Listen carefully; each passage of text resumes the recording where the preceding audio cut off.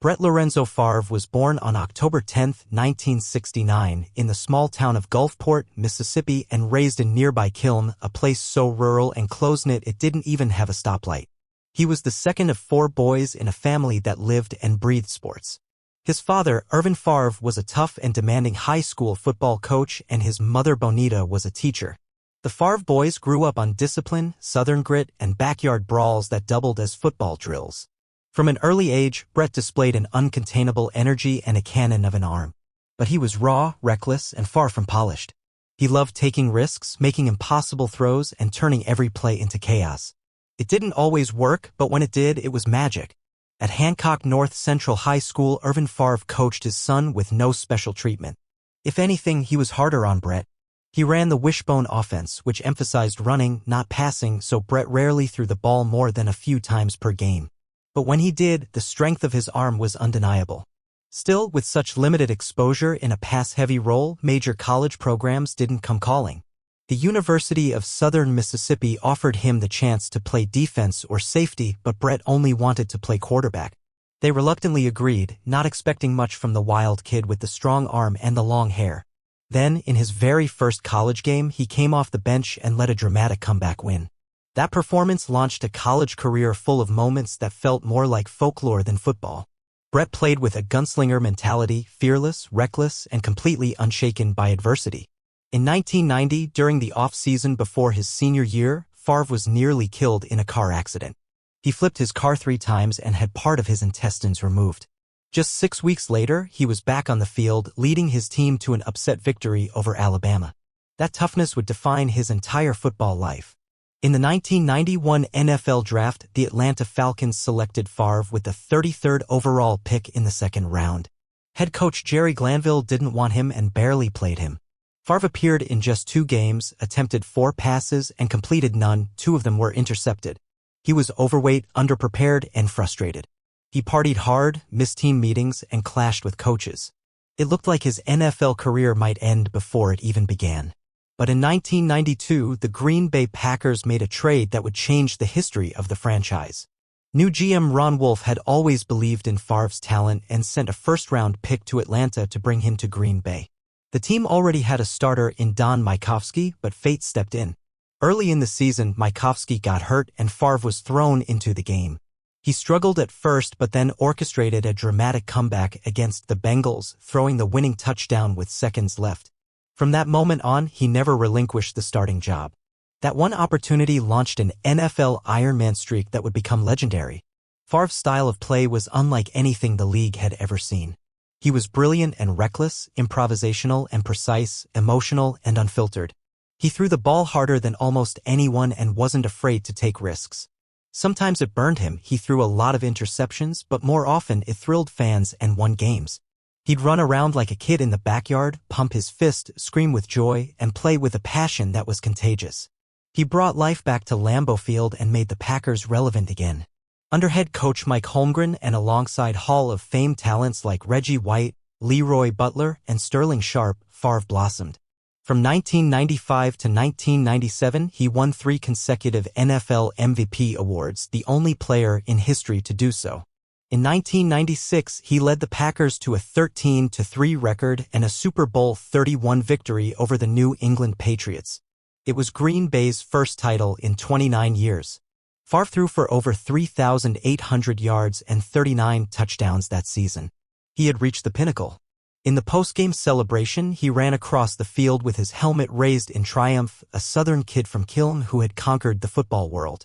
Favre would lead the Packers back to the Super Bowl the next year, but they lost to John Elway's Denver Broncos in a game that marked a changing of the guard. After that, the Packers remained competitive but couldn't get back to the big game. Meanwhile, Favre's personal life grew more complicated. He battled an addiction to painkillers developed after numerous injuries and surgeries. In 1996, he entered rehab. It was a dark chapter, but he faced it head-on and returned clean. His openness about the struggle earned respect from teammates and fans alike. On the field, Favre remained a warrior. He played through broken thumbs, sprained ankles, concussions, and the relentless hits that come with being a fearless quarterback. He never missed a start. Week after week, year after year, he lined up under center. In 2003, his father, Irvin, died unexpectedly. The very next day on Monday Night Football against the Raiders, Favre delivered one of the most emotional performances in NFL history. He threw for 399 yards and 4 touchdowns. Every pass felt like a tribute. Players from both teams applauded. Even the opposing fans stood in awe. It was more than a football game, it was a moment. As the years went on, Favre's relationship with the Packers became strained. He flirted with retirement multiple times, and by 2008, the franchise decided to move forward with Aaron Rodgers.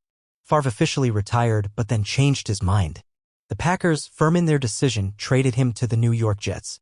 He started strong but faded late in the season and played through a torn biceps tendon. Again, he retired. But the fire still burned. In 2009, he signed with the Minnesota Vikings, the Packers' bitter rivals. It was controversial, emotional, and personal. That season, Favre turned in one of the best years of his career. He threw for over 4,200 yards, 33 touchdowns, and just 7 interceptions. He led the Vikings to the NFC Championship game, where they lost in heartbreaking fashion to the Saints in overtime. It was a brutal finish, and many believed Favre would walk away. But he came back for one more year. In 2010, he finally looked his age. Injuries mounted, the streak ended, and the curtain began to fall. He retired for real this time in January 2011. Favre's career numbers were staggering. Over 71,000 passing yards, 508 touchdown passes, 186 wins, 11 Pro Bowl selections, 3 MVPs, and 1 Super Bowl championship. But those numbers only scratch the surface. He holds the record for the most consecutive starts by a quarterback, 297 in the regular season, 321 including playoffs. That durability is unmatched. He played through pain that would sideline most men. He brought joy to millions with his flair, his heart, and his childlike love for the game. In 2016, Brett Favre was inducted into the Pro Football Hall of Fame. His speech was filled with gratitude, stories, and tears. He thanked his father, his coaches, his teammates, and the fans who stood by him during the highs and lows. For a kid from Mississippi who once had trouble getting noticed, it was a full-circle moment of triumph. Even after retirement, Favre remained a beloved figure in the football world. He coached high school players, appeared in commercials, and made peace with the Packers. In 2015, he returned to Lambeau Field to a roaring ovation. His jersey was retired, and his name joined the ranks of legends like Bart Starr and Reggie White. The fans had forgiven the departure. All that remained was love. Favre's legacy is one of grit, resilience, and raw, unfiltered joy. He didn't play the game like a machine, he played it like a man possessed. He made mistakes, threw interceptions, and sometimes let his heart overrule his head. But that was the beauty of Brett Favre. You never knew what would happen when he dropped back to pass, but you knew it would be unforgettable. He inspired future generations of quarterbacks who wanted to play with the same courage and freedom. He proved that toughness wasn't just about strength, it was about getting up when you're broken, throwing again when your arm aches, smiling through the bruises. Brett Favre didn't just play quarterback. He lived it. And for 20 years, he reminded us why we fall in love with football in the first place. That's the story of Brett Favre, a gunslinger from the South who became a legend in the North. A man who played with passion, pain, and pride. A quarterback whose career was as wild and unpredictable as his throws, but always worth watching. His name belongs among the greats. Not just for what he did, but for how he made us feel when he did it. Brett Favre played every down like it might be his last. And because of that, he'll never be forgotten.